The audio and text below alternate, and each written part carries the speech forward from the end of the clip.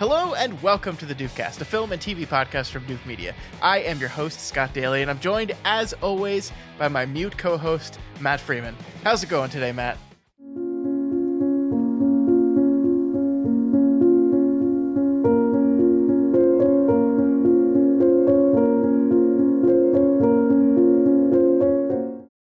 Wow, that's incredible. I don't think you've ever said something so impactful and powerful. I'm glad you're having a good week.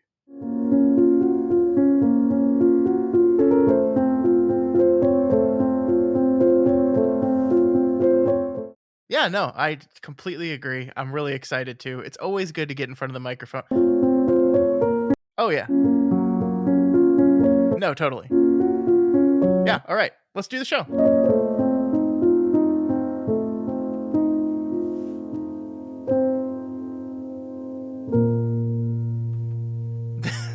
This week on the show, our ongoing series Blind Spots continues as we go through our top 10 selected films from the BFI Sight and Sound 2002 Critics Poll of the top 100 films of all time. These, of course, are the 10 that we haven't seen, hence the term Blind Spots. Matt, you can talk now. The joke's over. Yeah, I'm really excited to talk about this. Scott's letting me use my mouth voice now. Your mind voice. My mind voice. Yeah, this is my mind voice. I don't know if y'all realize, but I usually am using my mind voice. It's been this way literally the entire time. Yeah. That's why it's the voice that I had when I was 6 years old. This week on the show, we have my first pick. Last week we did Matt's first pick. This week, my first pick. We're going to be talking about Jane Campion's 1993 Academy Award-winning film, The Piano. And then, after that, we are going to be talking all about the latest news in the world of online streaming.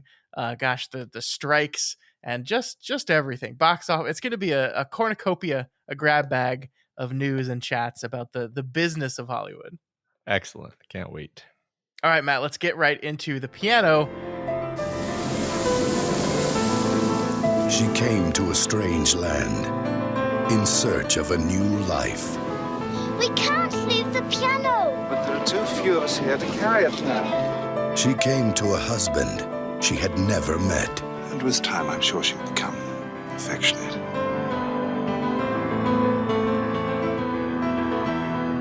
And discovered a passion that would change her world forever. Matt, what is this movie all about? In the mid-19th century, a mute woman is sent to New Zealand along with her young daughter and prized piano for an arranged marriage to a farmer, but is soon lusted after by a farm worker.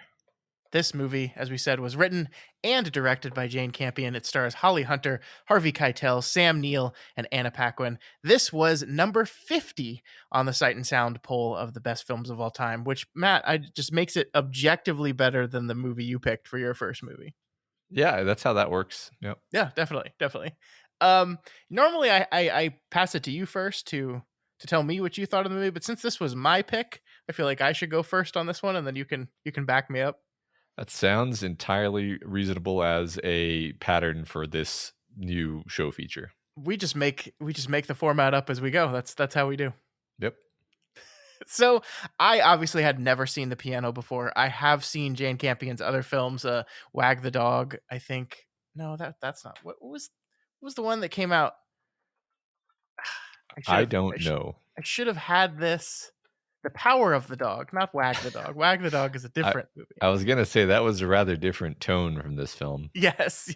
The Power of the Dog is the one that came out a couple of years ago and did very well, and was a movie I really liked. But this was a big blind spot for me because this was, I think, like the Jane Campion movie, one of the best films of all time, one of the most winningest movies directed by a woman. And so I've always really wanted to check this movie out, but just never have. And this, for me, this experience this is exactly why I wanted to do this format of the show with you, Matt, because I fell in love with this movie. I had a wonderful time with this film.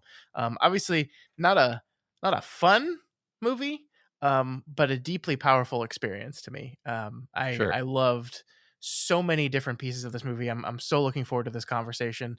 I think this is the cool thing. We've kind of invented a cheat code here, Matt, because with our deconstructing director series, there's always the chance that some of these directors have a stinker. But in this series, even if we maybe don't agree that they should be in the top 100 best films of all time, they're all going to be good movies. I and agree. and this was I just had just a wonderful, wonderful experience. Like very beautiful, powerful movie. The piano work obviously like made me immediately want to learn piano because it's just Yeah. it just mixed in beautifully. And I don't know, like just powerful performances, powerful characters. I want to get into the details with you in a sec, but absolutely enchanted by this movie. How Yeah. about you? So it's impossible for me to really talk about this movie without the biographical fact that I saw it. Or okay, here's the problem. I didn't see the movie. I saw parts of the movie Okay.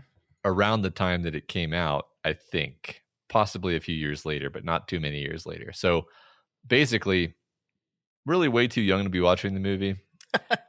And all I remembered in my brain were like the horrifying traumatic image. We're doing full spoilers, right?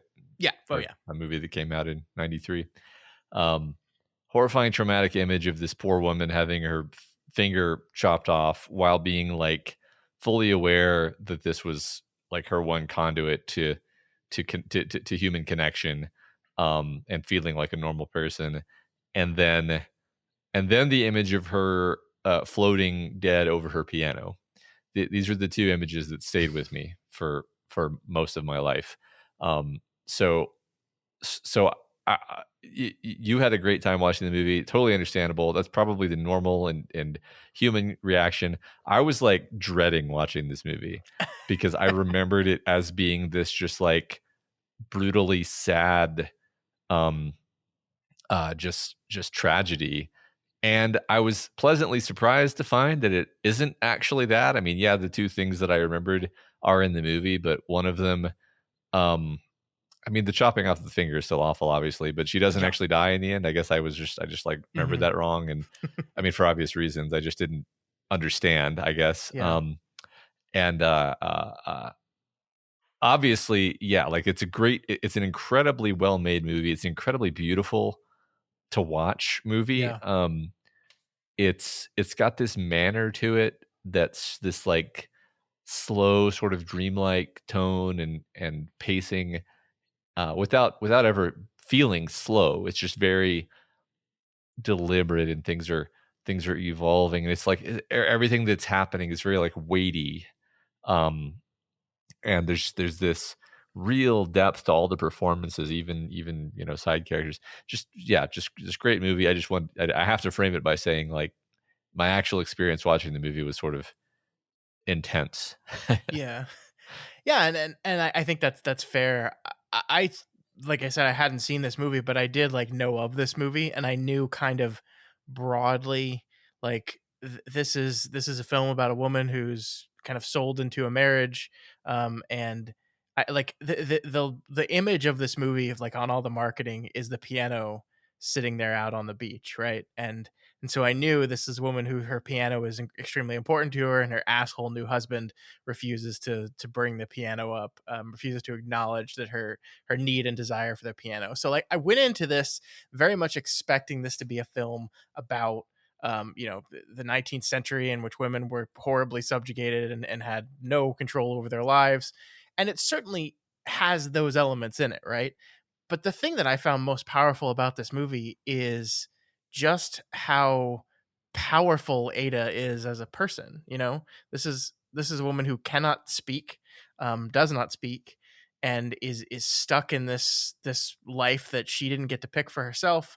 And yet, like the way in which she kind of commands and controls the people around her, is pretty incredible. I mean, obviously, like not completely. She's still limited by the world she lives in, but like the scenes between her and George, played by Harvey Keitel, the power arrangement between those two characters and those two scenes is like just absolutely fascinating to watch, because like everything's kind of set up for him to be the one in control, right? He has the piano, she wants the piano, he wants her, and he's dictating the terms of what he wants, but she's into him, and she holds that back for a long time. She holds back from him that she's into him to get what she wants and to control the situation. And watching these power dynamics on display and watching the way the characters perform and the actors make these power dynamics come to light, especially in a movie with very little dialogue from a lot of these characters, was just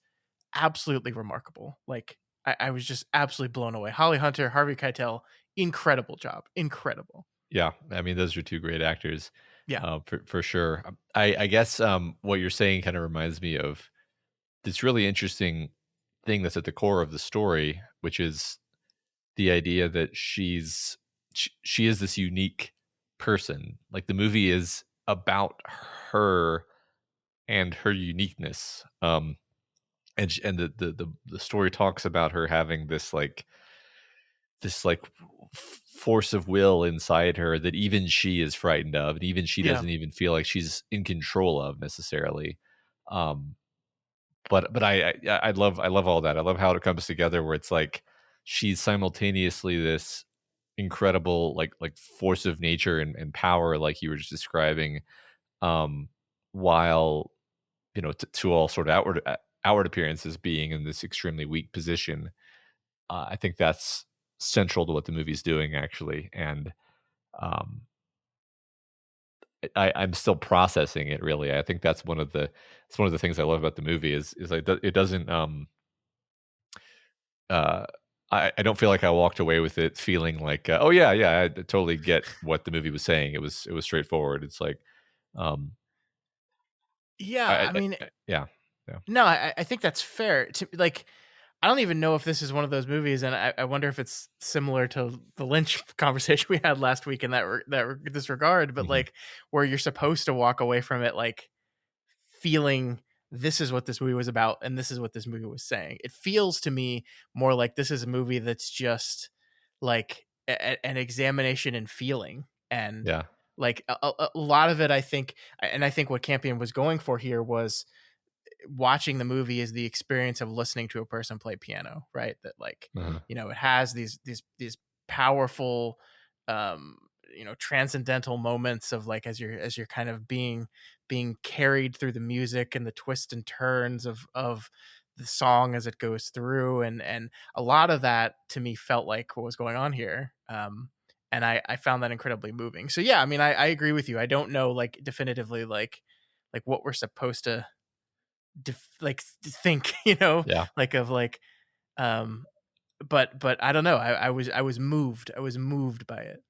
Yeah, I feel like all of these top 100 movies are probably going to have this in common, where something you pointed out actually last week or the week before is like this is the critics' top 100 list, and I feel like the critics are going to be biased toward movies that are sort of fun to talk about, fun to think about, not necessarily offering up their meaning on a platter that everyone's just going to agree with and be like, yes, that was the theme, good job, but instead have a different perception that is rooted in a sort of ineffable artistic expression. Yeah. Like the movie just felt like a piece of art in a way that few movies do. Visually is one element. Yeah. Like you said, it was moving, and it's like there are certain shots in the movie where I'm like, I don't even know why I'm finding this moving right now. I bet if I thought about it, I could figure it out. But it's Yeah. just like a long shot of a person looking at something, or that kind of thing. Uh, Yeah.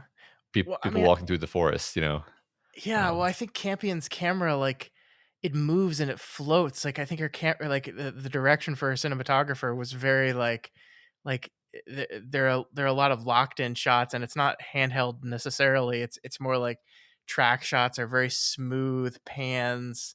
Like it's all supposed to be kind of like smooth and flowy and like really fascinating stuff. Like again, like the thing I kept going back to was like the feeling of like music on the breeze, and everything is kind of revolving around that, and even the colors in some ways. Like I found it really fascinating. Like I think the cinematographer makes New Zealand look like absolute shit for 90% of the movie. Like it makes it look he makes it look absolutely miserable, right? Like Mhm. the grays and the dirt and the grime. I think I jokingly said to you that Peter Jackson, after this movie came out, like had to set Lord of the Rings in New Zealand to redeem it from a lot of the shots we see in here. But the other side of that coin is that like when when our characters are happy and finding their happiness, like like a switch is flipped and the colors suddenly spring into life, and it's soft and warm, and I like all those techniques I found incredibly well done and moving. Yeah. No, And that's something it just adds to everything. we, you know, we talk about, I guess, when it's relevant, but that's like a central thing to talk about with this movie is how the lighting and, you know, choice of framing and things like this, just the visual sumptuousness, like, you know, yeah, just on the same vein of what you were saying, they're doing their wedding photos, and it's amazing visual storytelling because it's nobody says, "Oh, Ada is really, you know, sad about having to marry this guy because she can't speak," and everybody else is kind of aware Mhm. of that fact, but it's subtextual. It's something unspoken. In fact, you could say almost everything in this movie is unspoken. And then visually, it's like they get her in this dress, and they get him in this black suit, and it's like everything's washed out. It's raining. It's dreary. It's horrible. And then yeah, like you say, you contrast it with later moments where it really focuses on like the beautiful greenery of the forests, or the warm, you know, candlelit interiors, which have this amazing, you know, even lighting that's just so uh, uh, comforting and Yeah. pleasant. Um, just every shot really is like this perfect, you know, from a filmmaking standpoint, just absolutely something that I'm sure. Again, it's totally unsurprising that this ends up on a list like this because Yeah. Oh of yeah. just the visual element. Um, Yeah, and I mean, visual elements aside, like we kind of talked about the actors' performances a little bit here. I want to go back to that really briefly here. Holly Hunter obviously won an Academy Award for this movie, and you can absolutely see why, right? Like this is. I mean, it's not just a typical Oscar bait type thing, which it certainly is that, but also this is a movie in which she was tasked to basically act without the assistance of dialogue and have to convey everything. You've talked a lot about face acting over the course of uh, this podcast, and the ways in which actors can use things outside of dialogue to convey the emotions that they're feeling, the points that they're trying to get across, the intent of the scene. And Holly Hunter has to do that the entire time she has to do that. And I think she does an absolutely fantastic job with yeah, it. Like I was, you're with her. You see her power and her strength. When she has power and her strength, you see her defeated, you see her unsure, you see her uncertain. It's just, God, it's so good, man. It's so good. yeah. Well, it's funny. I sort of didn't recognize Holly Hunter for the longest time, and I would say I'm usually somebody who's above average good at recognizing actors. Hmm. Um, but for a long time, I was like, I know I recognize this actress.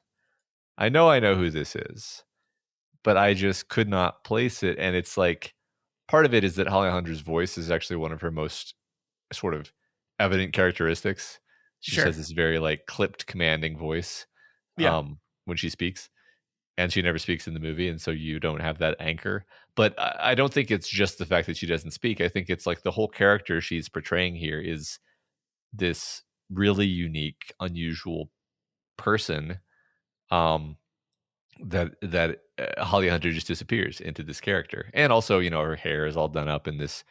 She kind of looks a little bit Yeah. different. I'm kind of going easy on myself there because she just kind of doesn't look quite the way she normally looks because of the you know, makeup, and she's Yeah. yeah. But I, yeah, she's amazing. She's amazing in this movie. One of the things I was thinking of is how different I think I would view her as an actress if this had been the first thing that I had seen her in. Like, Hmm.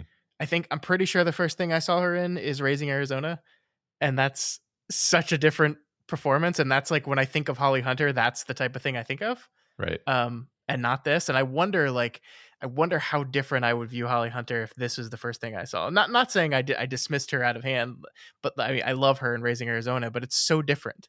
And like it got me thinking generally like how our perceptions of actors are so informed by like the first thing we see them do. Yeah. Sure. Yeah. I mean, I think "O Brother, Where Art Thou" is probably the first thing that comes to mind. Although Yeah, yeah. that's probably not the first thing I saw her in. Actually, ironically, the piano may be the first thing I saw her in. Except I didn't know who actors Yeah, were at that point in sure. time. So, um, yeah, I mean, she carries the movie. It's like even if it wasn't her opposite Sam Neill and Harvey Keitel, it would still be an amazing movie. Yeah. Uh, just because of her and her like force of presence in this movie. It's amazing. Yeah, no, I agree. I mean, and of course we have to like Harvey Keitel, just amazing. Like, and Sam Neill, the guy that I don't want to hate, but usually end up hating. Uh-huh. He does the thing about Sam Neill, and I think that's really where this character excels. I think is he does such a good job at coming off as like harmless and kind. And that's kind of like the first time you meet this character in this movie. You know, he seems like he's considerate. He seems like he's as kind of uncertain and awkward about this whole situation as she is, and it kind of garners sympathy towards him a little bit. Uh-huh. And then you kind of realize that like underneath all that, there's just an actual monster. Um, and I think it's just remarkably effective that like you realize that like, oh, he's not listening and he doesn't understand at all. Like one of my favorite moments in the entire movie is when he finds her in the kitchen playing that she's marked up the kitchen table to look like a piano, and she's just, you know, doing the fingering on the piano on the table, and he like immediately goes to one of the other maids and is like, why would someone play a kitchen table? There's no Uh-huh. noise there. And he's like completely unaware. And it's just like it's so obvious. Yeah. he he it's because she wants the piano, man. Like Uh-huh. like she shipped this piano all the way from Scotland, and then you just left it on the beach, and she like how like it's so interesting that this is a movie in which she cannot speak and he cannot listen. Like he just doesn't listen or understand at all. And I think like he does such a good job at that where like you kind of want to have sympathy for him because he seems bumbling and uncertain, and then like over and over again he just lets you down over and over and over again. Yeah. So totally agree. And that is a strength of Sam Neill's. I do want to say, given all that, what do you make of the fact that if we're taking the movie at face value, she is able to speak to him in his mind, at the end. Yeah. Is that just to say that because it's not like the movie is saying, oh, and then he finally listened, he finally opened himself to her because he was humbled and he was ready to listen. Like, no, he was being a huge creep Yeah. right up until that moment, and then he uh, I'm Yeah. not, maybe I'm just looking in the wrong place and it's simpler. It's just like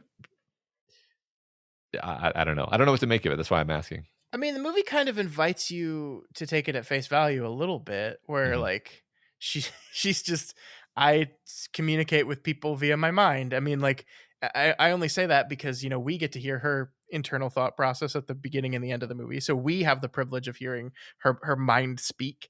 So like, I guess the movie could be like, well, why can't someone else? And but I mean, I do think there is something to the idea of like he like so he like there are bits of this where you kind of do feel bad for him a little bit here because like he gets into this arranged marriage, like he's just like I want you to love me, and she just doesn't, right? She just doesn't like him, love him at Yeah. all. And so you feel a little bad for him because of that. um and then of course he reacts in the worst possible way to all of that. But there is part of me like when he chops her finger off, he's obviously losing it Uh-huh. and like not acting right. He's like not in control of himself. And there's that scene where like right after that, like she's laying down on the bed and he's like, obviously knows he fucked up. Like, Uh-huh. obviously it's like, oh shit, I think I went a little too far this time. And he's like trying to do that thing where like you don't admit you were wrong, but just being like, you see, you were just you know that hurts me when you like Uh-huh. like that kind of trying to rationalize to yourself, Uh-huh. and the recognizing that it's not working. So like if we're gonna completely carve the idea of that she didn't actually send a message to him via her mind thing, it's just like this idea that this woman is basically just laying there near catatonic, and perhaps that and the guilt he was feeling for what he did finally pushed him to the place where he's like, I just can't do this anymore, and Yeah. I'm done, and I don't want to deal with it anymore. Yeah. Yeah. He realized that he lost. He is not coming back from this. Yeah, She doesn't love him. She's not gonna love him. And now that he has done this horrible thing, she's definitely never gonna love him. And he, uh, I do wonder, when he goes to Harvey Keitel's house with the gun, it's like it's got to be on his mind to just kind of, you know, kill everybody and yeah, just end it all. But I think because otherwise, why bring the gun? But yeah. I like that the movie leaves that to us to kind of think through, though. Right. Again, to the idea of music and poetry a little bit here, like there doesn't have to be a definitive answer, right? Like it could just be the idea of being able to communicate your desire telepathically is just like symbolically the power of music to convey meaning and emotion, right? That Mhm. like it's just like she stated herself and she made herself clear in a way that he finally understood. Yeah, And she has this power, she has this ability to do this, whether literal or not. This inner strength, this inner fierceness and determination and passion that it's finally able to communicate something. He finally is able to listen and hear for the first time. yeah, that's really interesting. I like that. I think there was the movie's saying something interesting, and again, I think I'm maybe sort of fumbling my way through stuff more than I feel is normal, but I think that's because we're tackling a more challenging, less obvious movie here. Yeah. But what I was going to say is like the two men are we don't we don't learn anything about them really. Hmm. Um, Harvey Keitel's character has the Maori tattoos, but he's clearly a white man, and I am 90% sure that he's not playing a Maori character, that he's just like a white man No. who has Maori tattoos. Like he Yep. lives Yep. with them. Maybe he was raised by them. Where it's ambiguous. It's unclear. I think it's intentionally unclear. I guess I'll just say what my assumption was. My assumption is that he had either lived with them for most of his life, or maybe even been raised in New Zealand and had effectively become one of them. And due to the combination of the tattoos and the way he's kind of accepted among them and the way he's treated by them. Um, and then Sam Neill's character is, some I mean, so Sam Neill's character has like the slight New Zealander accent. Well, yeah, it's because he's New Zealander. That which is interesting Yeah. because I don't know if he's supposed to be. That was actually gonna be my question. It's like, is he a wealthy Englishman who is trying to make it in New Zealand, or is he a New Zealander, Anglo New Zealander who he seems so like out of place Yeah, that part of me wants to say like his character was supposed to be an Englishman, but you would think that Sam Neill does a perfect American accent in Jurassic Park. You'd think he would do an English accent if that were the point here. So I guess it's just interesting how but both of the men, we we never really find out like where they come from, and I think it sort of doesn't matter. yeah, And we also never find out why she doesn't speak, right? Like that's the kind of thing where I feel like in most stories, if you introduce a character who doesn't yeah, speak from the time that they're 6, that's going to be treated as a kind of mystery that's going to be revealed. And in this movie, it's just like, no, you, yeah. you figure it out. I was waiting for the moment of the revelation of the trauma at Mhm. 6, that explains it. Which, and I think honestly, I think the 2023 version of this movie would do that, because we're kind of obsessed with trauma as a originating place for any difficulty. Which, I mean, makes sense. But yeah, I mean, it is really interesting how much of this stuff is backgrounded. Like, I think everything with the Maori people is a huge part of this movie, but is also never like the driving force of any of our characters. But we have these two men, as you said, that are here. One of them, and Sam Neill, whether he's supposed to be New Zealander or not, is trying to make this place like Britain, or like Uh-huh. he's like desperately trying to convert this place into the image of his home. And you get the weird absurdity of them trying to take a wedding picture in the pouring rain, them walking around in these incredibly muddy roads with these long dresses that are just getting mud like it is absurd. It is absurd that he's trying to transform this world into something that looks more like the place that he's used to. And I think that's an intentional kind of foil with Harvey Keitel and his seeming ability to assimilate into the culture a little bit more, to live like the people. And I think that's supposed to be reflected of how they both approach Ada as well, right? That like Yeah. um, Harvey Keitel's character is much more willing to observe her and understand her and meet her halfway with a lot of things, whereas Sam Neill cannot do any of that, will not. Yeah. Expects her, like, we're all making sacrifices, and this is your sacrifice now, giving up your one treasured position. And it's like, okay, really, Sam? What sacrifice are you making? Yeah. What what's going on here? So yeah, I think they're dealing of the Maori people, and they're dealing of the kind of the colonization of this land. I think is definitely supposed to reflect how they approach all relationships, including the one with our main character. Yeah.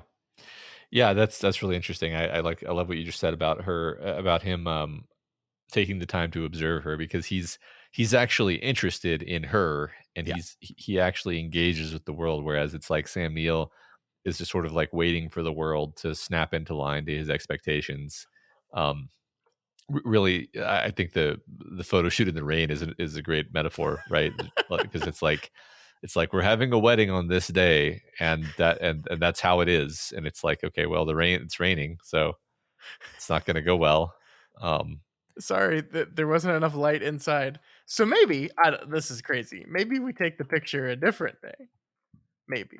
yeah, right, Nope. yeah. It has to be today.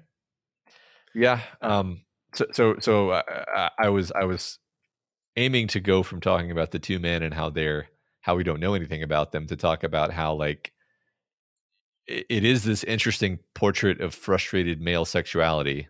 yeah. I mean, obviously the main character of the film is a woman, but she's got these two men who are interested in her, and they're like both like they're both like middle-aged men. Like, neither of them is like a hot young sexy actor of 1993. It's Harvey Keitel and Sam Neill, who are, you know, probably both in their 40s at least in this Hmm. movie. Yeah. At least maybe 50s. I honestly can't tell. But like, and they're just like both obviously so sexually frustrated that they have both gone insane, essentially. And and then we're like watching them deal with that, and uh deal with the like suffering that causes them. Like, the movie doesn't treat it as an excuse for Sam Neill's behavior, but it does sort of treat it as a thing we're supposed to understand, is like, Yeah. these men are so like desperate for female attention and acknowledgement and like validation, that it's like all they care about. Like, Yeah. and it drives him insane that, he got this, he, I don't know, bought whatever, he got this wife sent from England, Scotland rather, and she's into this other guy, and it just like drives him totally crazy. And I like Yeah. it's core to the plot. I just think it's really interesting. It's a really interesting angle. No, I think you're totally right. And I just looked it up while you were talking. I think Harvey Keitel's in his 50s when this movie came out. And I think Sam Neill is like 47, 46. So Okay, yeah, Yeah, you're definitely right though. Middle-aged men, m passing by middle age, Yeah. that are, I think it's interesting we learned that Harvey Keitel's character has a wife at home. Um, Hmm.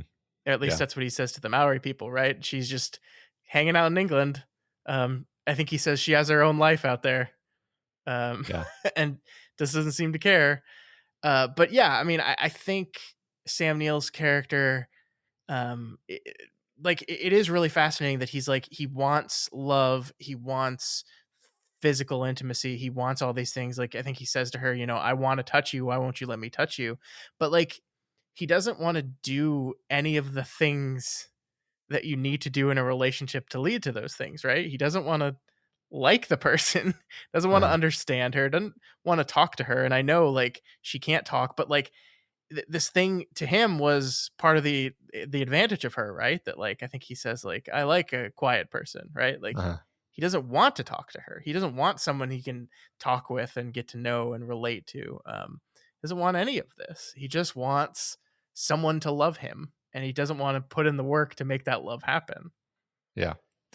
Yeah. That's again, I think it's really cool how the contrasts are drawn because Harvey Keitel, like, initially doesn't really have that much interest in her seemingly, and Yeah. he's not like, oh, it's I need attention from her. He's just like, I want to, get you in my house so I can look at you, basically. And he's, he's definitely just unreasonably horny, and so it escalates from there. But I, yeah, it's like definitely a huge thing this movie's doing is contrasting these two men and who they Yeah. are and what their approach is. I definitely at the beginning wasn't sure how I was supposed to feel about Harvey Keitel, right? Like Mhm. I wasn't, and I think part of that's the genius of this movie is like, am I supposed to feel uncomfortable at this arrangement that they've made with each other? That like she's selling her body to him for pieces of the piano, one key at a time. Mm. Um, how do I feel about this? And like I think the movie gets you to a place where you start to feel okay about it because it is like I said earlier, it becomes clear that she is deeply attracted to him as well. And she's kind of again the way in which she is wielding the power in that relationship despite the fact that he's the one quote unquote giving orders, I think is really really fascinating. But like with the way this is again a really tribute to Keitel and the way he does the performance of this character is because he's the one giving commands. He's the one like lift your skirt, do this, do that. But like he is so subservient to him, to her. Like the way he carries his posture around her, like when she lifts her skirt, the way he like gets down on his knees, and like even the first time they hook up, like the first thing he does is he goes down on her, right? Yeah.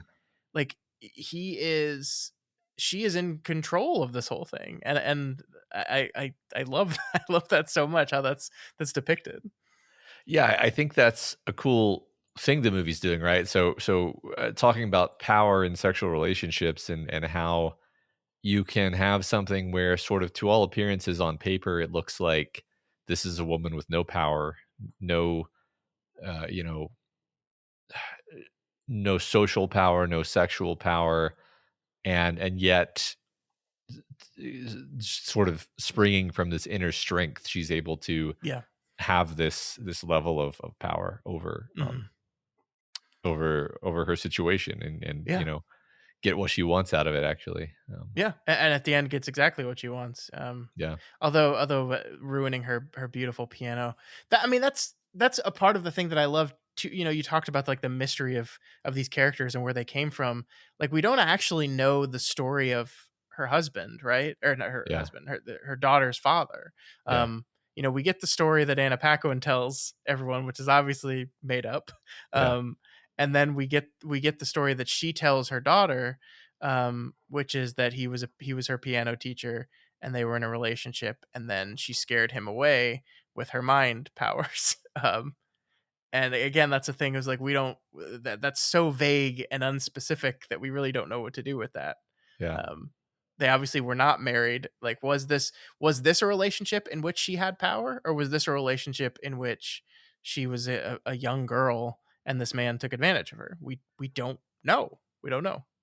Yeah, I mean, I think that's the, again, great thing is we're permitted to imagine that, and there are different plausible ways that you can imagine it based on what we understand. In fact, I miss, my first thought was like, okay, well, she probably stopped speaking because she was raped, and her child is the child of that rape, and that's, and it's like, nope, nothing like that. We Yeah, have that no doesn't idea why line she up can't. timeline wise. Yeah, Yeah, because that she was doesn't too line up young. that Yeah. way. Yeah. It does say that she started playing piano when she was really young. Yeah, I mean, it Well, could be like, like this teacher groomed her for years, right? yeah, Who knows? Yeah. it could be that the teacher groomed her, and then she, the teacher became frightened of her as she got older, and realized that, like, this is this sort of formidable person that he couldn't uh, control the way he thought he was going to be able to. Again, this is like pure speculation and fan fiction, right? It's Yeah. but that's the movie is asking you to think about this because it Hmm. Hmm. presents you with this tantalizing mystery, and then gives you very little to go on. Yeah. I do have to take away some of my points for claiming that I know how to recognize actors, because only now do I realize that the little girl was Rogue. Yes. Oh, thank you for the transition though, because we have to talk about Anna Paquin. We Yeah, have to. yeah, So this is the type of thing that like you just go, oh man, Jane Campion, like you have guts, because to write a little girl character into your script that you kind of know is going to require a good performance, right? Like she has to be the translator of Holly Hunter, right? And she has like I think legitimately she has the most line of dialogue in the whole movie. She talks more than anyone. And to put that in the hands of a child actor um is insane. uh-huh. Absolutely insane. And Uh-huh. it is an incredible performance. I'm maybe being a little hyperbolic, recency bias, what have you. I think this is one of the best, if not the best, child actor performances I've ever seen. Um, Yeah, I think her character is complex, is complicated. She shows the genuine emotion when she needs to, but the sneakiness and the nastiness and the deceit that she seems to do just for the fun of it to entertain herself. Um, oh my God, what a character! What a character! And yeah, this is honestly, we've talked about the movie up until this point, and I have a pretty good handle on our three main characters and what they were doing, what's going on here. I find her character an enigma, and like I understand like she just messes with people and things and enjoys it. That's like established early on when she just invents the lie of her father and mother, and she just like seems to like lie as easy as she does breathe. But like I don't know how we're supposed to feel about this character, because consistently throughout the movie she is fucking with her mother's life, right? Like yeah, she constant like at the very beginning she's like says to Sam Neill, or says about Sam Neill's character, I'm not going to call him Papa. I'm not even going to look at him or talk to him. And then she's confiding in him about her mother's affairs, yeah, just seemingly to get her in trouble, just to do it. yeah. I don't know. What did you make of this character? Did you like her performance, and what do you Oh, make of the character? yeah. Well, I love the performance, especially the scenes where she's called on to be like either really angry or really, horrified by Hmm. violent things happening. Just, I basically agree. It's, I can't think of another child performance that really captures those highs, off the top of my head. As for the character, and why she is the way she is, I guess my read on her was, as powerless as Ada is in her life, her daughter is even more powerless, because she's not even an adult. She's being pulled around by this adult that she's attached to. Hmm. And I think I explained some of her um destructive behavior towards her mother by basically saying, like, jealousy, in a sense, like jealousy of her mother's attention. Like, they clearly have this incredibly close relationship where she's the only person who her mother can really communicate with directly, and they seem to have this bond. They seem to almost be telepathic, not literally, but effectively. And then her mom gets ensnared in this love affair, and leaves her to just kick mud. And I think that is angering to her and frustrating to her. It's like, you dragged me across the whole world, and you're not even with the guy who we came here to be with. You're Yeah. just you're totally screwing me around here.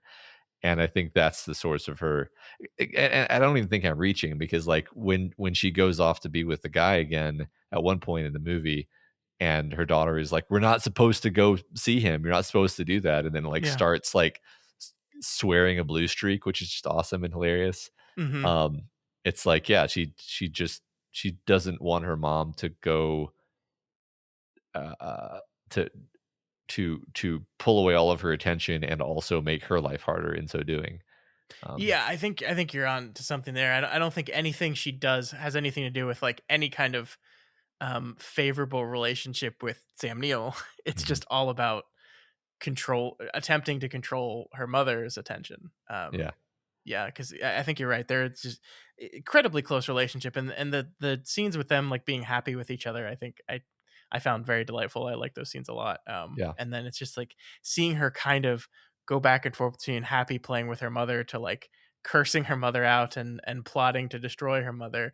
I think I do think she's playing in a game that she doesn't understand the stakes of yet too. Like yeah, like obviously when she narked on her mom with the piano key thing, like never in her wildest dreams would she think, oh, he's gonna come and chop my mother into little pieces. yeah, And then like she's having fun playing in her lies and playing in her games and mischiefs, and then things escalate to a level that she's unprepared for, and she just kind of she loses it. That's when she runs to Harvey Keitel and hides there, yeah, because she just, oh, I'm in over my head here. yeah. Yeah, yeah, and it's probably the movie doesn't dwell on this too much, but I feel like she feels horrible guilt for Yeah. basically causing that, and definitely not intending it. Like, I don't think this is the tale of just this horrible devil child. I think it's No, actually just no. like, no, this is like how a kid would react if she has no other children her age around. Hmm. She lives with these weird, you know, English people and their weird stuffy attitudes, Yeah. and doesn't care about any of them, and then the one person she does love is like pulling away from her.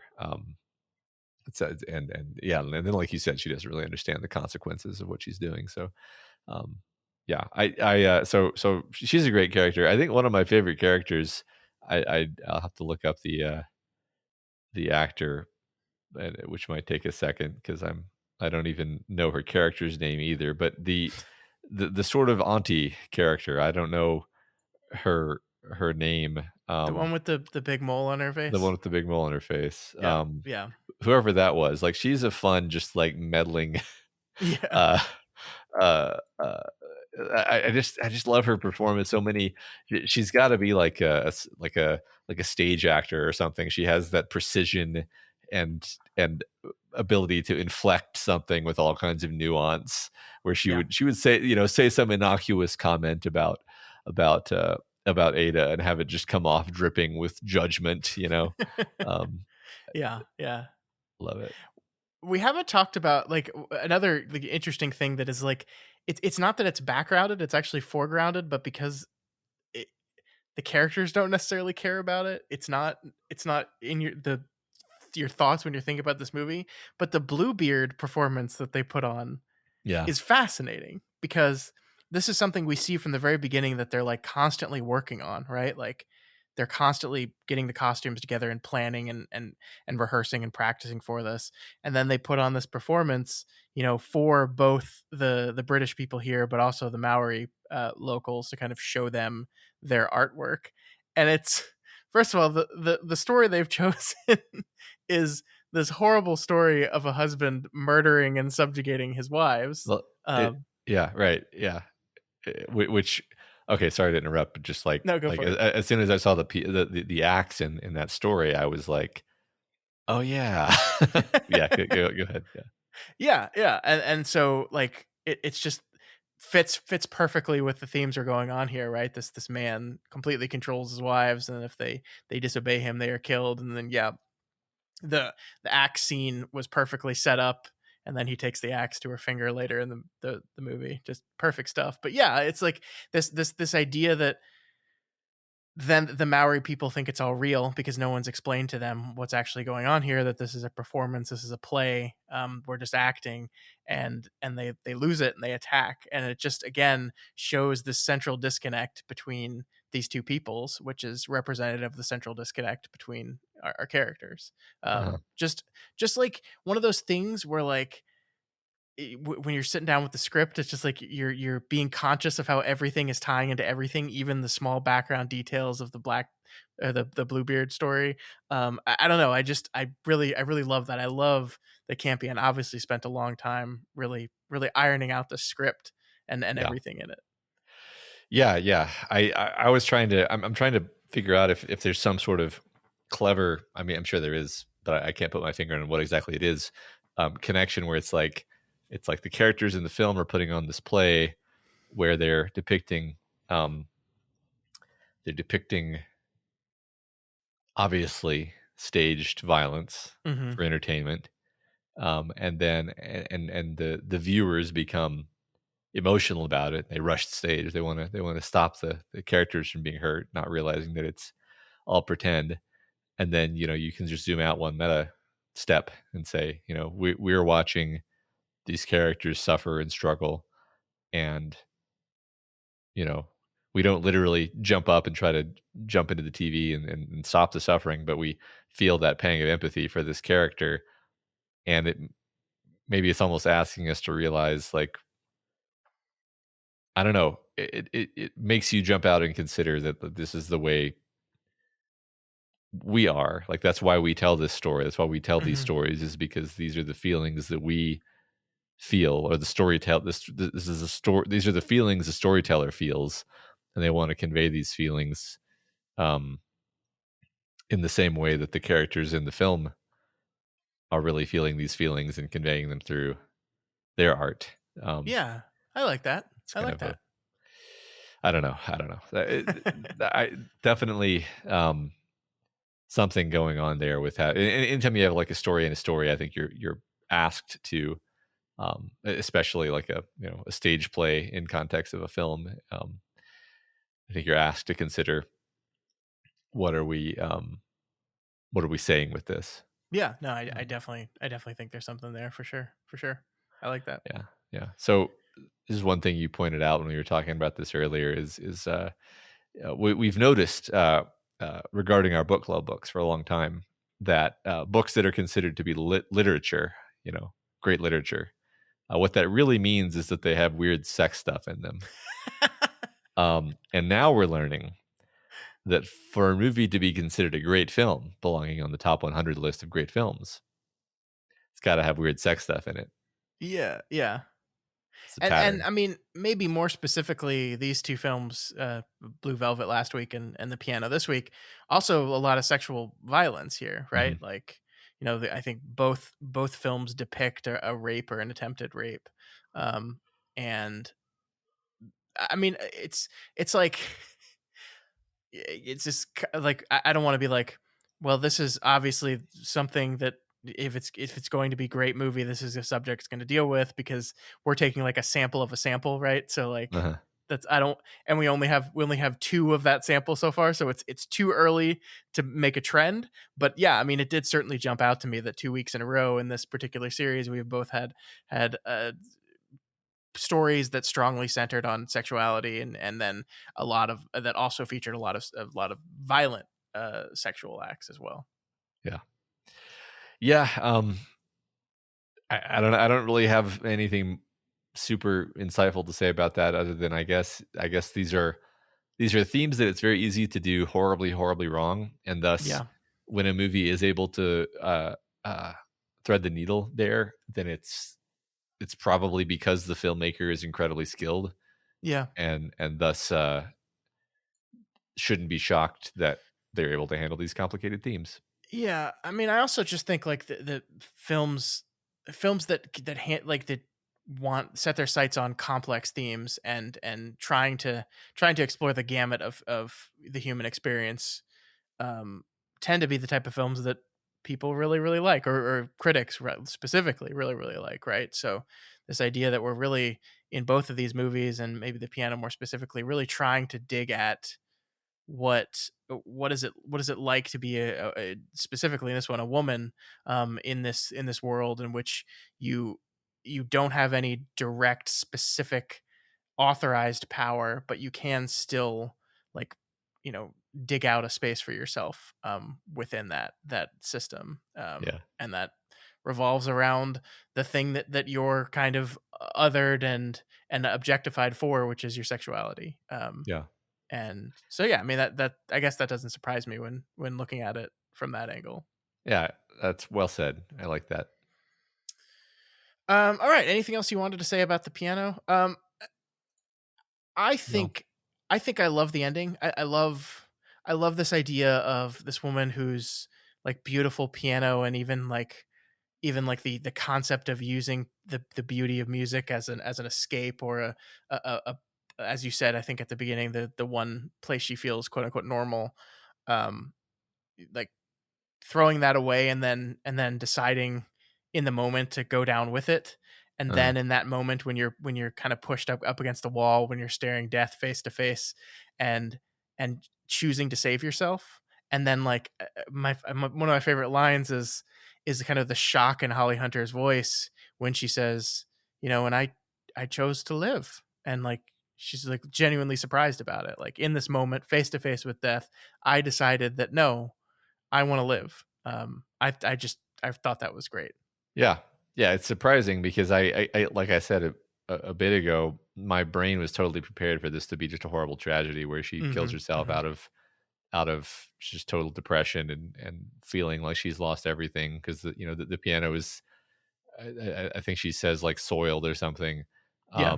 for her now. It's ruined for her now, and there's no point in being alive. And then she not only does she choose to live, but she goes on to become a piano teacher. Yeah. She gets a new And finger. she gets a new finger. She gets and the piano is back in her life, despite the fact that she threw away this piano. She presumably gets another piano, Yeah. and Turns out there's more than one yeah, piano in the it's more than world. one piano. And she's able to just like try again and pick herself up from a pretty bad blow and just get back to it. I think I do like that ending. Yeah. Yeah. I still can't believe he just said, no, the piano's too heavy. We Uh-huh. can't carry it. I And I then just didn't say, we'll get it tomorrow. yeah, we'll He we'll just come back said, for it. we'll just never get it. Yeah. And then, like, when Harvey Keitel buys it, like, the first thing he does is get like 4 dudes. Uh-huh. And it's just like, hey, let's just carry this piano a couple miles and Well, it'll be fine. So I'm gonna go ahead and do something against my better judgment and sort of defend Sam Neill here, or at least explain. Rephrase. Explain. So like Okay.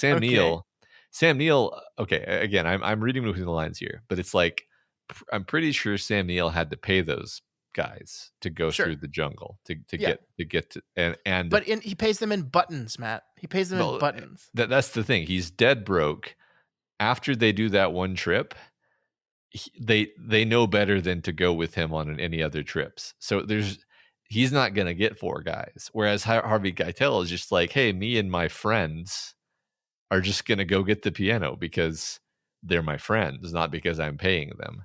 Because he actually has friends, and Sam Neill's Mhm. character doesn't have friends. So I actually, it's not like, oh, Sam Neill is like, made a great choice. It's just like there was no way for him to get that piano. He didn't have any money to pay people.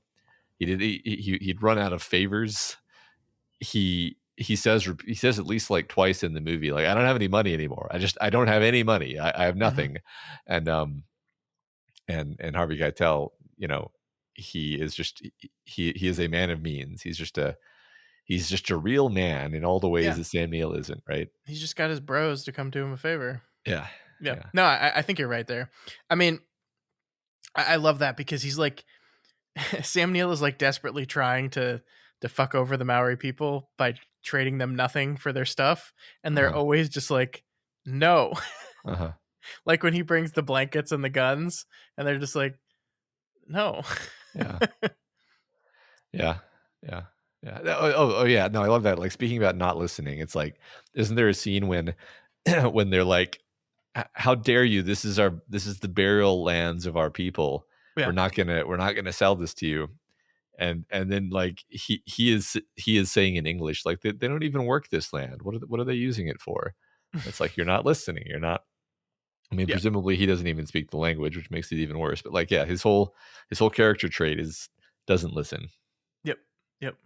And that's, again, I think, one of those intentional, clever script things, right? You're like, I'm going to have my main character be unable to communicate and my main antagonist be unable to listen. And that's just the fun thing that I think gets writers excited about making stories, that is at the core Exactly. of this story that I love so Yeah. much.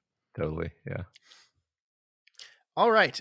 Well, that is The Piano. I think, it's right in the middle of the list, number 50 on our list. I think, there are films that are tied on this list. I don't know if I told you that. Like, it's based on, like, all critics submitted their top 10 and then they used math to come up with a list of 100 based on that. And so there are ties if numbers even out. This is tied at 50 with The 400 Blows, the incredibly famous French New Wave film that basically started the French New Wave, which is a Okay. film I absolutely love. So that's a pretty good spot for it. And I mean, I can't obviously say like it deserves this. I don't know, whatever. But I really enjoyed this movie, and I'm so glad I finally dealt with this blind spot. I'm so happy about it. Yeah. Yeah. To be honest, I have been afraid of this movie for most of my life. And I'm glad that you made me. I was not like exaggerating. Like, I was like dreading watching this. I was like, oh God, like I know how horribly sad and tragic this movie is, and it's just going to make me feel like shit. I don't want to watch it. And then it wasn't that. so, so, so I'm glad you made me watch it. I really I'm am. glad. You're finally able to speak again. I'm so happy. Yeah. Yeah. This is exactly. I'm I'm going to learn to speak now. Yeah. All right. Well, that is number 2 on our list. Down, your first, my first are off the list now. We will carry on. We've got 9 more films because we're doing hour 10, and then we thought we'd also watch the number 1 film of all time since neither of us had seen it. So only 9 more to go, Matt. It's crazy. Oh, We're awesome. moving right through them. I'm excited. Doof. But before we go for the week, Matt, we have to talk about business. Not our business, but the business of entertainment. And it's a weird time. It's a weird time if you're trying to make money in the entertainment business right now. There's strikes, there's the changing landscape, but also there's Barbie making all the money. Uh-huh. Yeah. Barbie's going to be $1 billion film, Matt. Really? Yeah. So yeah, I'm not really keeping up on the numbers. Is that true? Yeah, it's at 800 and something million right now. Oh my God. It's going to probably cross $1 billion within a week or so. It's insane. It could end up being the biggest movie of the year. I think it's got a long way to go to catch up to Super Mario Brothers, but I knew this movie was going to be big. Just the idea that it's going to be this big, I just couldn't see coming. And it's still going. It had a huge weekend last weekend, number 1 again. Shockingly, Disney's Haunted Mansion film did not perform at the box office. Yeah, I mean, I think it has everything going for it. It's following Matt's first law, which is make it actually look good via the trailers, and then because it is actually good, it's doing well via word of mouth, and it's something that people can talk about too, which is good. I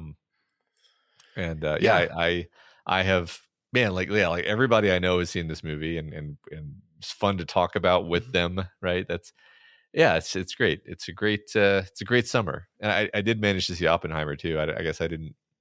That was since the last time I was on this show, so now I've seen the whole Barbenheimer gamut, and and I really enjoyed both of those movies. So it's like, we're back. But also there's like everybody's on strike now, so we're not really back. We were back. Yeah, we're back in one very specific lane of success in these 2 movies. Yeah, Oppenheimer is also still doing really well. It's at $425 million, which is a lot for a 3-hour biopic. It's a whole lot. Yeah. So good for you, Christopher Nolan. I don't know. I mean, obviously, it's got like I don't think it's ever going to be his highest grossing film because the Dark Knight exists, but definitely one of his more successful films for sure. Sure. Yeah. I think I've heard people say it's his best film, and I think it might be his Oh best wow. film. Uh, it's definitely very different.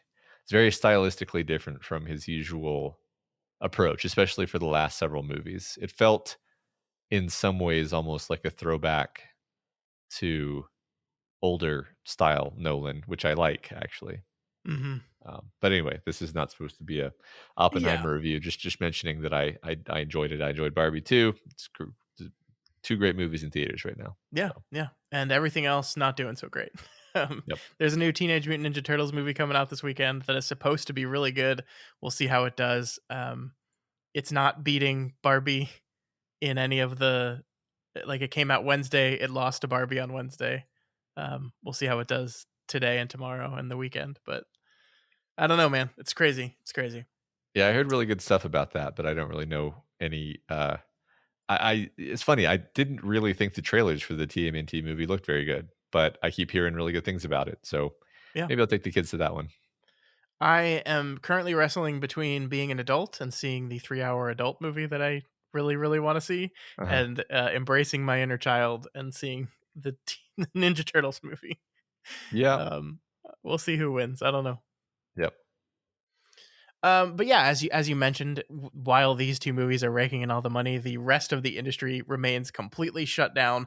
I don't know if you've been following, but basically all the studios are starting to push off a lot of their fall releases to 2024, because they know that they will not have the actors to promote them, or they're not expecting to have the actors to be able to promote them, and so they'd rather just push them off until next year. So the fall is going to be really interesting, Matt. And by interesting, I mean there's not going to be a lot of stuff.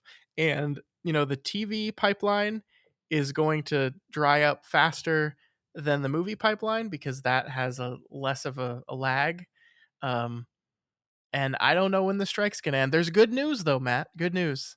The AMPTP, which is the group that like the combined collective bargaining group of the studios themselves, they sent a note to the bargainers for the Writers Guild on, I believe today, Thursday, that said, how about we talk about talking? Uh-huh. So they are meeting tomorrow, Friday, the 4th of August, to discuss whether or not they're going to resume negotiations. So they're going to talk about talking again is Uh-huh. what's happening tomorrow. Well, Um, that's in my so, experience, that's the first step of a horrible breakup. well, I mean, look, it is, it could mean anything, but it is better than not talking at all, which is basically what has happened since the Writers Guild went on strike, is that there have been no active negotiation. We talked about this last week. There's no active negotiating happening between these two sides. And it's not because the writers are unwilling to talk. It's because the studios have basically said, we're not negotiating right now. And then the actors went on strike, which I legitimately, earnestly believe the studios did not think that the actors were really going to go on strike, which brought a lot more energy and momentum and a lot of very good looking people who are very good at speaking to go Uh-huh. on picket lines, which is again helping the strike. So I don't know. I think my assumption here and what I've read and what people seem to believe is that the AMPTP would not come to the Writers Guild with that message unless they were ready to actually like give on some things. Like they wouldn't come to say, "Hey, let's talk about resuming talks," and then immediately be like, "But also none of these things you want are going to happen." So you would assume that they would send that message when they think they've got some part of a deal. Mm-hmm. But who knows? Who knows? Yeah. Yeah. Right. I mean, the way I view this stuff working is these groups internal to themselves. They have conversations where they talk about what they might be willing to offer and what they would expect the other side to accept in exchange Mhm. for what. And they sort of come with a package in their hand, Yeah. and then people who really do negotiations operate at like 7 levels deeper than what I just said. But yeah, basically then they expect there to be they don't meet unless they expect there to be some movement, and you know what is it they say, the best deal is the one where nobody's happy, right? Yeah. Yeah. So I don't know. Like let's say, negotiations begin tomorrow. That talk tomorrow is successful and they're back actually negotiating out a deal. How long does that deal take to get negotiated? It could be weeks. So I think realistically we're looking at September best case right now. And that's just with the Writers Guild, right? So the question is, will a deal with the Actors Guild follow immediately, or will there'll be a separate set of negotiations that take another few weeks, and then we're suddenly in October, November timeframe? Yeah. Don't know, man. The point is, we're in a better place now than we were last week because it seems like maybe negotiations are going to start happening again, which is a pretty key part of negotiating, they tell me. Yeah. And having actors, pretty key part of having movies Yeah, they that is true. That is for now. true. For now. Oh God, that's everyone's worst nightmare. At least that are in these guilds. Yeah. Yeah, it's funny that like even a year ago, that statement would have been just like a non sequitur gag, and it's like, Yeah. no, that's actually the point of contention here. is is the theaters are like trying to be like, okay, but like, what if we didn't need you anymore? You could even Yeah. I view this mean, strike as a trial run for us not needing you anymore. I do think it's really interesting that if you look at like what the studio's playbook here was, it was, okay, we know the writers are going to go on strike. That's fine. We'll hammer out a deal with the Directors Guild. They did that. We'll hammer out a deal with the Actors Guild, and then we can get back to the writers after all that's done and like throw them some bones and settle this whole thing. And then part of that didn't happen. Yeah. I don't think the Actors Guild has gone on strike in like 60 years. I think it was Yeah. 1960 something the last time they went on strike. So like, I think you almost couldn't blame the studios for not expecting that to actually happen, but it has. And the actors are bringing energy and charisma and passion to the picket line. That's the writers can only write about on paper. Yeah. But that's they say the penny's mightier than the sword, but yeah, but someone has to read the stuff that the pen wrote. Yeah, the Shakespearean actor is more powerfuler than Yeah. the pen. Yeah. So yeah, we'll see. We'll keep updating folks. I don't know if people care about this stuff or it's just you and me, but I like talking about it. Yeah, I think it's interesting. I mean, even just in the time we've been doing this show, we've seen pretty dramatic changes in this industry. So Yeah. it's fun to keep your finger on that pulse. Definitely. Speaking of dramatic changes in the industry, though, Matt, would you believe that the HBO Max to Max conversion is not going great? I would. You wouldn't have to push too hard, but they're bleeding subscriptions. They lost 1.8 million subs in Q2, which is That's a lot for them because they're a smaller service. Yeah, that seems bad. This is a combination of them, the Max shift, I think, confusing or alienating certain viewers, and then also they changed up their pricing plan and made it just generally more expensive to maintain a subscription. They do have like a lower ad supported tier, but I guess people are not shifting to that tier in the numbers they wanted. So that's a disaster. It's ironic because the company that owns Max also is Warner Brothers, and so they're having this huge success with Barbie right now, but their HBO streaming service is just an absolute disaster. Yeah. Yeah, I think the streaming services, I feel, are probably all have like undercut themselves into the grave. I was talking with some friends earlier this week about how I think the companies like Amazon and Apple Yeah. where they just have like infinite money from other sources. They can basically afford to indefinitely prop up streaming as a sort of auxiliary product and maybe like a almost just a form of advertising in a certain sense. Yeah. Um, they'll be fine. But all these streaming companies where they really rely on streaming as their bread and butter, they have to now compete against those behemoths who don't really have to worry about that. I mean, imagine the nightmare of competing against a company who is only in your business as a sort of second thought, Yeah. advertising gimmick. They're doomed. They're doomed. Yeah, yeah, that's a great point. I think one of those companies is Peacock, the NBC streaming service, which lost $651 million in Q2. Oh my god. That's a lot of money. That's a whole lot of money. Uh-huh. So I don't know how long Peacock, the streaming service, is going to be around. I mean, this is like I don't know. Is it going to be consolidation? Is it going to be shutting down? I don't know what this looks like. The one thing I will say is, yes, I think you're right that Amazon and Apple are doing well, or even if they're not doing well, are relatively indifferent to that performance. The one service that is doing well, that has rebounded very well, is one that we've talked about as a trouble sign in the past, is Netflix. Netflix is actually doing pretty good. They moved their subscription model around a little bit. They added an ad tier. They also introduced into the United States the anti-password sharing stuff now. So you're not technically allowed to share passwords, and they have location tracking and allowing you to, like, okay, you have a subscription, but for an extra like $7, you can add another account to your thing. That'll be cheaper than them getting the account as a whole. That has worked, actually. They added 5.9 million new subscribers in Q2.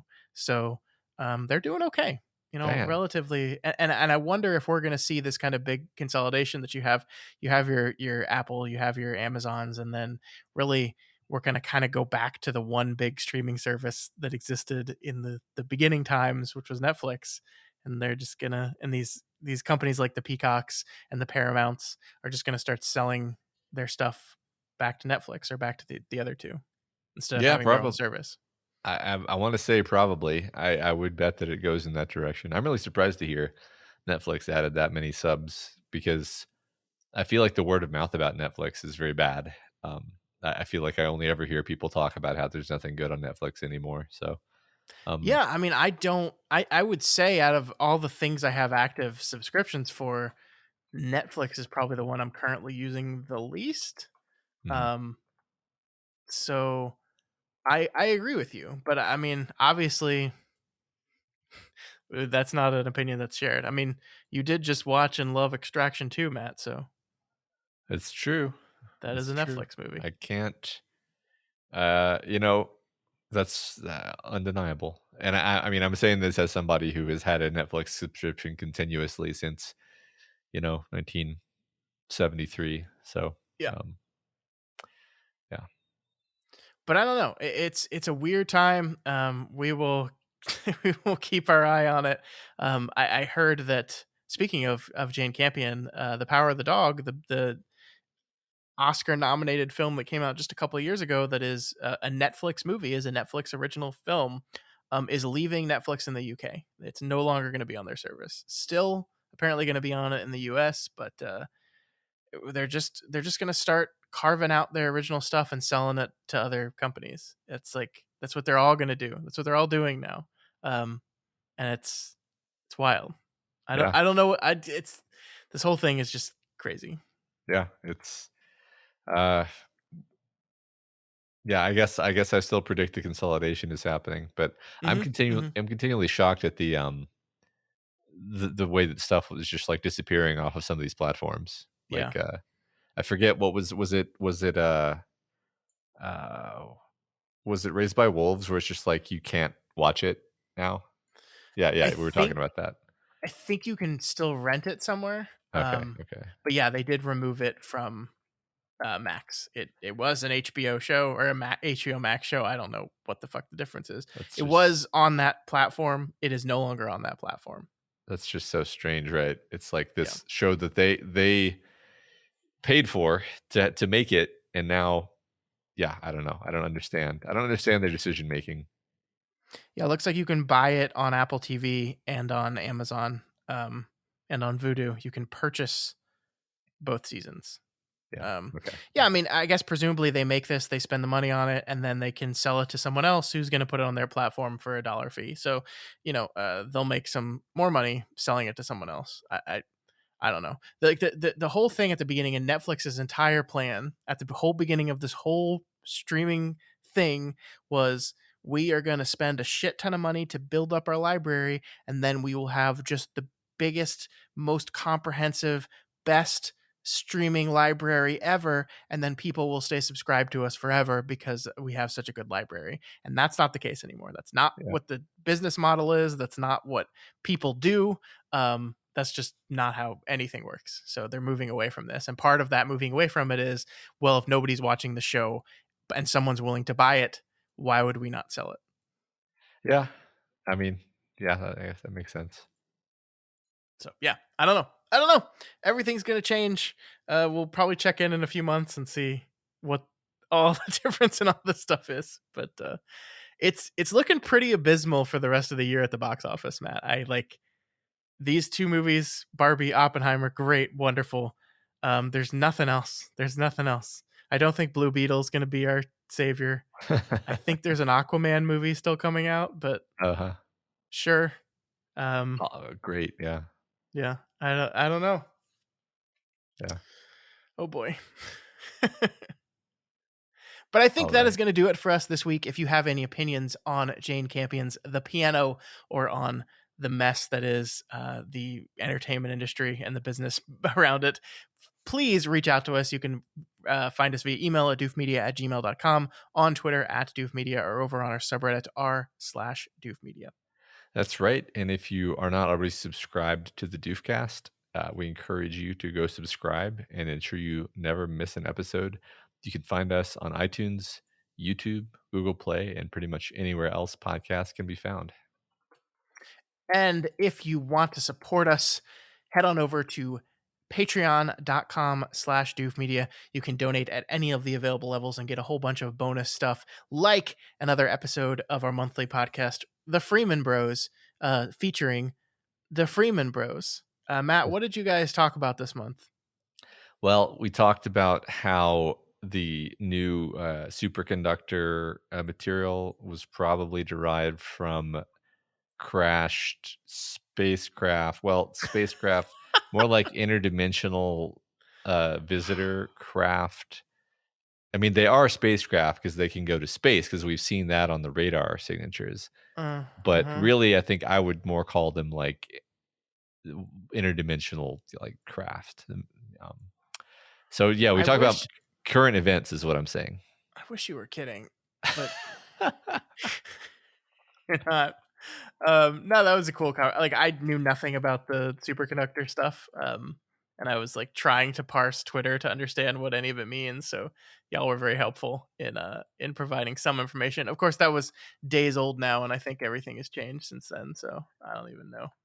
Yeah, signs are still good, but it's not entirely clear how things are going to pan out. I think we're in a good spot. Where are the floating rocks? There have been a few more floating rock videos. It's just going to be really hard to actually manufacture like a usable product out of this stuff, I think, is the situation that we're in now. But there's actually a lot of like runway to turn it into something useful eventually.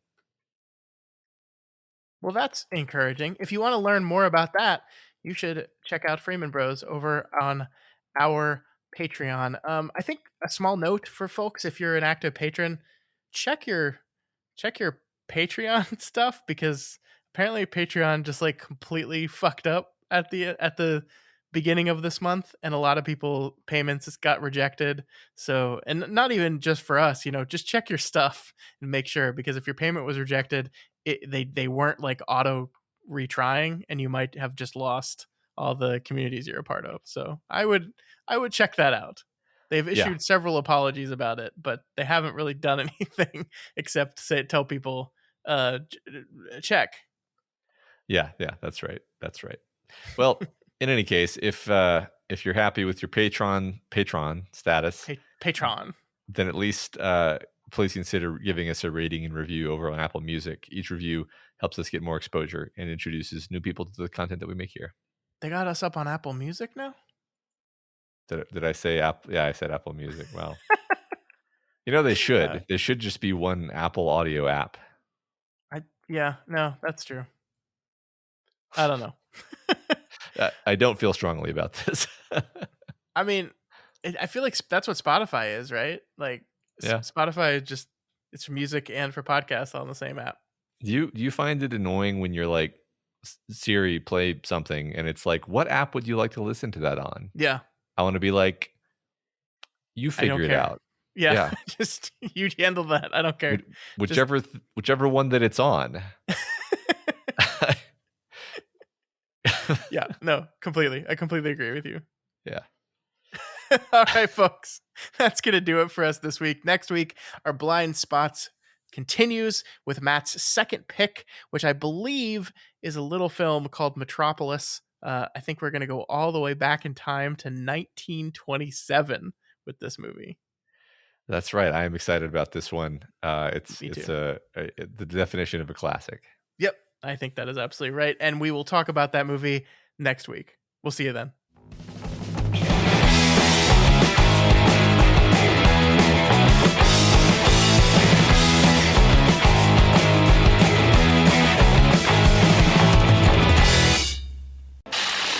My name is Doof, and you'll do what I say. My name is Doof, and you'll do what I say.